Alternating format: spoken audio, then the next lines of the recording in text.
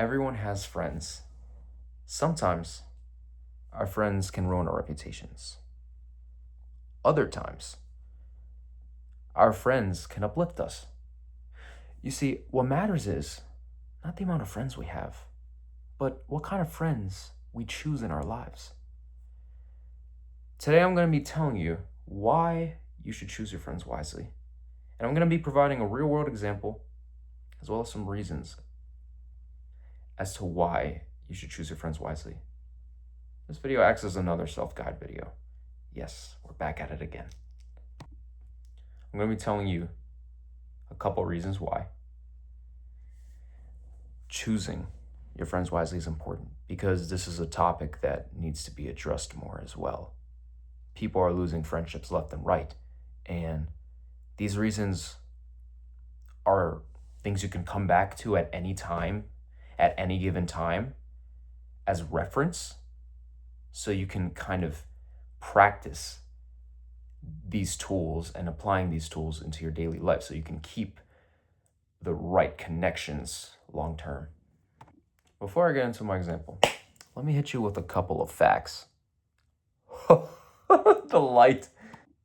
It's not some crazy shit at all. I'm just going to show you why your friends actually matter. There was like this big review of 38 different studies. The main takeaway was pretty straightforward. People who had solid friends, they were mentally healthier than people who didn't. They experienced less stress, less anxiety, more vulnerability, and just better connection overall than people who have friends who are reckless and friends that aren't that solid. Okay, you can kind of see where I'm going with this. Your social circle affects not only your mental health, but also your physical health. Okay? When you're around the wrong people, you can go into a state of hypervigilance, which personally I have. However, this is not the real world example I'm providing in this video. I may provide other examples later on. Your cortisol levels increase, especially if you've experienced trauma, or maybe you are indulging in a conflict with friends who aren't necessarily inherently reliable or good people. Naturally, you're going to enter in a state of survival mode and self-protection. You're going to protect yourself and guard whatever you feel like makes you 100% safe with any connection you have, right? So you could be the healthiest friend that you know or that you think someone knows about you. What I'm saying is you could be the healthiest friend to someone and you will still be at risk for long-term stress, risks of developing depression, or other factors like stress-induced symptoms. And actually, it's very interesting because when you have toxic and weak friendships, obviously your mental health is going to be strained. But many people disregard their physical health being strained as well. In fact, you could actually raise the risk of dying earlier because your social circle affects your health. And this is something I got to research more. I'm not gonna lie. I kind of didn't like research a lot, but now that I think about it, it makes a lot more sense. My physical health was definitely at risk sometimes. Now, I wouldn't say I was constantly bombarded with trauma and back and forth bullshit. However, I'm just gonna be straight up with you guys. I'm gonna be straight up with y'all. Like, I definitely was experiencing some rise in stress, and my cortisol levels were pretty fucking high. So yeah, I mean, that's like one of the reasons slash facts, I guess. Another thing is this. Around 40% of Americans, they say they're not as close to their friends as they want to be. Isn't that upsetting? A lot of people have people around them They don't have people they can rely on. And the whole point of vulnerability is not to be dependent on people, to have someone you can rely on, to have someone you can be fully open with and drop your guard. This is very essential for deepening a connection as well. Now, I'm not talking about deepening a connection. I'm talking about choosing friends wisely. If you can't even drop your guard with your friend, you might have to start questioning what kind of friends you're hanging around. Because if your friends are telling you, don't be a crybaby, be a man, suck it up, buttercup, but like they actually mean it. A lot of people also say suck it up, buttercup as a fucking joke. Which, yeah, I mean, I'll admit, pretty funny. Others are really serious. Or they'll say, you gotta thug shit out. Thug shit out? I mean, my last video was talking about suicide awareness. I would definitely recommend checking that video out if you're struggling. I would also recommend getting help for those who are struggling. I strongly recommend you find some form of help. And I've said this last video, I'm going to say it again briefly in this video as well. Just wanted to let y'all know. So now I gave you some background information about choosing your friends wisely. I'm going to give you some reasons from personal experience and what I believe why you should choose your friends wisely. Now, one reason to choose your friends wisely, you need to have people who can show up. Simple. Now, easier said than done. You can have someone who's a work friend and they can show up with you. You can have someone like a church friend and they show up for you. So Mateo, I have a bunch of friends. They're showing up for me. Yeah, that's not the fucking point. The point is, are they going to show up when things get serious? Are they going to show up for you when you're struggling and you're texting them? Something just happened. Are your friends going to be there for you when you're having a bad day? Or even when you're having the best time of your life? Or sharing good, positive moments that matter to you? If you're receiving absence or avoidance, for the love of God, distance or cut those people out, because those friends are truly not chosen for you. They do not fit you. I feel really strongly about this topic, but that is one of the reasons why you should choose your friends wisely. Another reason is manipulation patterns. Now, manipulation is a hard topic. I'll make a video about manipulation eventually. When someone tries to use you for their own personal gain, they're not choosing you. They're using you. The moment you realize you're manipulated and you're being exploited emotionally or even used by someone, you're going to feel like shit. And you're naturally going to move away from these people and move in the direction of people who are not going to manipulate you, right? Well, unfortunately, the patterns are something we constantly ignore because it's pretty much a common human being experience, and we dwell back into dynamics where we were previously hurt by the people who manipulated us, the same people who manipulated us. Once we go back with those people, we expect change. We have big expectations of radical change, giving benefit of the doubt. These people are going to be different this time. When you know deep down that they're not going to change for you because they really don't care for you. So, when you confront a manipulator, you have to be really careful. And that's why you have to cautiously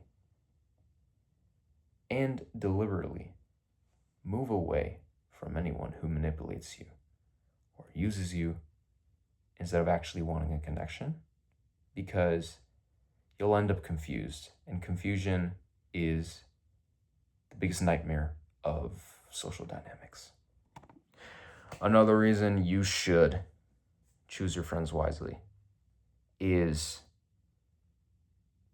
your presence, right? Your presence determines a lot of dynamics. I hope you realize that. Just being there, right?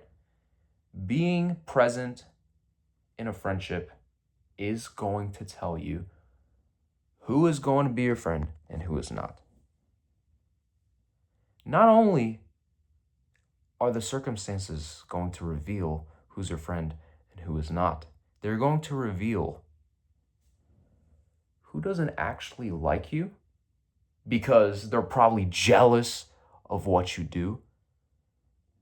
They probably are insecure to the fact you have something they don't have. Or they're just completely uncomfortable with the idea you're a calm, quiet person with quiet confidence because they perform while you're over here being your authentic self with a foundation of self-respect where you're carrying yourself in a way that feels natural. People get uncomfortable by your presence, and unfortunately, you cannot control their reactions. What you can do instead is you can choose who is comfortable with your presence because of the way they love you, because of them loving you for who you are. I don't know if that makes sense, but you should choose people who love you for who you are because they admire your presence. And finally, you should choose your friends wisely if there is a factor of reciprocity. Okay, reciprocity is another important factor here because let's say you are talking to someone and you're always the one doing the work. You know what I like to call those friendships? One-sided dynamics. And 9 out of 10 times, they are the unhealthiest forms of friendships there ever was.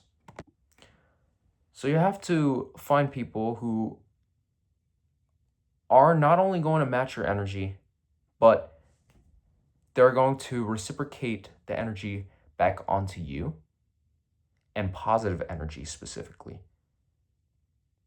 This helps to create a connection where nothing is one-sided, no one is doing the most work, and effort is equally shared between one another.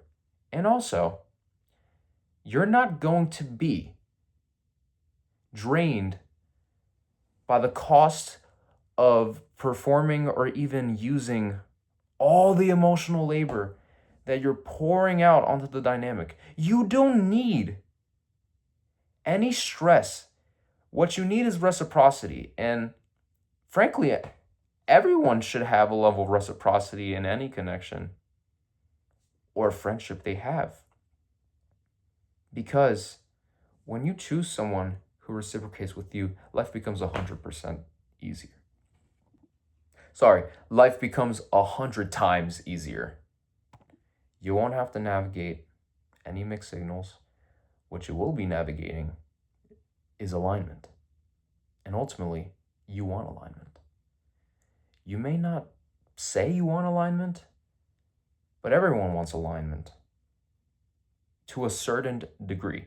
Okay, not everyone wants alignment. Everyone has different preferences. However, when we align ourselves with people who align with our values, standards, and beliefs, connections become easier. Before I go, let me briefly say the personal example. Earlier this year, I had met a friend from my friend's dorm. Okay, and my friend's dorm had another roommate. The other roommate was pretty chill. I'm focusing on this specific roommate because he started off pretty calm, pretty nice and welcoming. He had a warm energy, made us feel like we were treated with good hospitality and food. And of course, my other two friends, the person who invited me in the first place, he was chill and stuff. Like we had a good time. Eventually, the next week, he started inviting me like crazy to the dorms. And I haven't been to the dorms in over a year. So around that time, this was like earlier this year, by the way, I was like, shit, why not? I mean, the dorms could probably bring out some excitement and I can become a lot more social. So, yes, I did become a lot more social. However, the trade offs were pretty painful. The trade off was he had more accessibility to me, and I quickly felt like things were being a lot more distant with the friend who initially invited me to the dorm in the first place, as well as his girlfriend, who was also very good friends with me. I'm looking at the situation and I'm like, I'm hanging out with his roommate who seems to be very close with me. We're bonding fast. It seems like things are clicking with us. However, on the contrary, my two other friends are just kind of like fading in the background and they feel weird around me. Or maybe it was never about me and it was more about this person. Well, how the fuck would I tell? I couldn't read the room. I couldn't read the room because I sucked at reading the room at the time. Oh yeah, bonus tip. If you're going to choose friends wisely, make sure you read the room every single time. Then eventually, the unresolved tension and the avoidance suddenly became a bubble, and one day the bubble bursted. And so the friend who bonded with me fast and clicked with me fast, he started exaggerating his sentiments about my other friend who I knew longer than him. And I was like, okay, this is kind of weird energy. However, I still respect what he's saying. His interpretation is valid, and I'm going to validate him. However, maybe his opinions have influenced me a little too much, and maybe I should have drawn the line.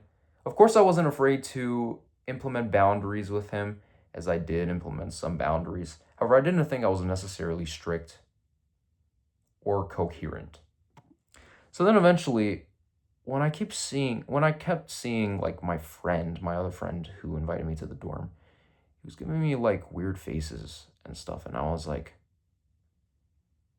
convinced that I had something to do with how he was feeling and not the friend I was hanging out with constantly, who was having problems in the same fucking dorm room as him. So then eventually, I just had enough and I was like, I'm just done with the weird faces. The time we got kicked out of the dorm, I'm just done. And so I argued with them. And honestly, I consider it more as like a massive disagreement than an argument because eventually things got resolved with those two friends. My friend literally wanted to talk shit out with me, and the other friend, he was laughing and he was like, "Oh, these guys are still in high school mentally, like they blocked me and stuff."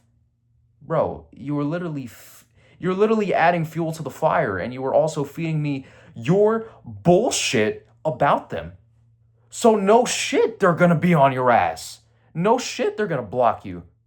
All right, I got to do something about this light. No shit you're going to be blocked, and obviously like no wonder things turned out to be the way they turned out because of Your fucking ass, bro. I'm so unusually calm about this, but this is when I realized I was manipulated and I had to place boundaries. And then slowly but surely, I left. And then the motherfucker became dismissive. The motherfucker became dismissive, and I was like, no, you know what? Let's just end things here. Because then he kept using the pity route. He was like, if you want to take a break from me, you can, or if you want to cut me off, that's fine. Like, no pressure and stuff.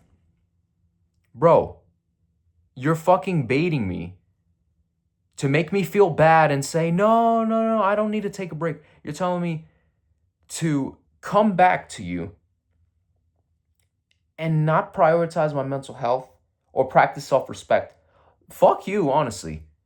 I'm sorry, guys, but I just told him, like, I basically gave him the middle finger without giving him the middle finger. I was like, yeah, let's end things here. And that's pretty much it. I hope you enjoyed the video. If you have any stories or similar events happen to you, I would love to know in the comments section. I hope you have a good day. Happy Pride Month and happy Men's Mental Health Awareness Month. See you in the next video.